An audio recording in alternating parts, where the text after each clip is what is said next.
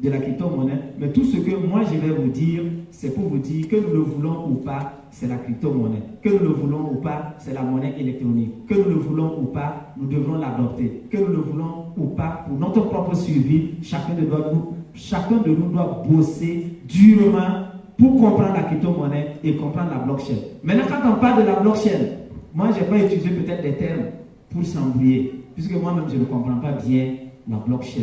Mais tout ce que moi je sais de la blockchain, pour comprendre la blockchain, il faut aller comprendre la banque. Donc la blockchain, c'est la représentation de la banque, mais de façon décentralisée. La banque est centralisée. Quand tu envoies ton argent là-bas, mon frère, ma soeur, l'argent ne t'appartient pas. Pour ma part, ce matin, j'espère que j'ai déjà épuisé au moins 5 minutes.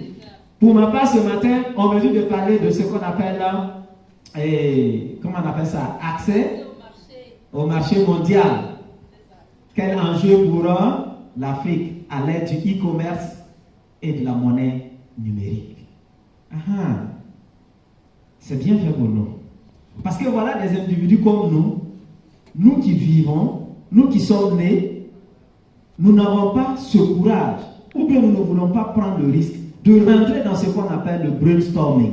Vous savez ce que ça veut dire le brainstorming? Ça veut dire la réflexion. Personne ne veut créer. Lorsqu'il y a une nouvelle technologie ou bien une nouvelle innovation, excusez-moi, chère dame, nous sommes toujours comme des femmes. Vous voyez, quand vous partez faire la cour à une femme, dès qu'elle t'a vu comme ça, là, elle a déjà accepté. Mais sur place, elle va te dire qu'elle n'est pas d'accord. Tu vas insister.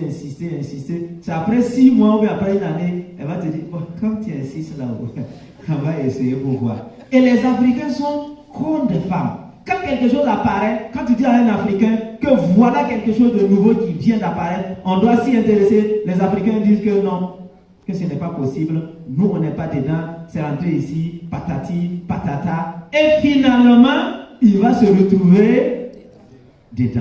Mais il faut accepter dès le début. Donc, quand on vient te faire la couleur, quand tu sais que tu acceptes, il faut accepter, on va gagner en temps. Donc, c'est pour vous dire que le monde a pris une tournure là. Que nous le voulons ou pas, nous allons aller là-bas. Et comme nous savons que nous devons aller là-bas, c'est le moment idéal, bien sûr, pour nous. Maintenant, quand on parle, bien sûr, de l'accès au marché mondial,